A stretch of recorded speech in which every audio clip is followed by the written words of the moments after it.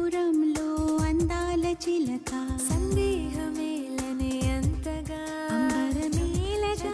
అంటూ ఎవరు నీకిక చుక్కల్ని తాకే రెక్కల్ని తొడిగా రేవంటూ రావే స్వేచ్ఛగా అద్దాల నీడలో పొద్దు గడపకి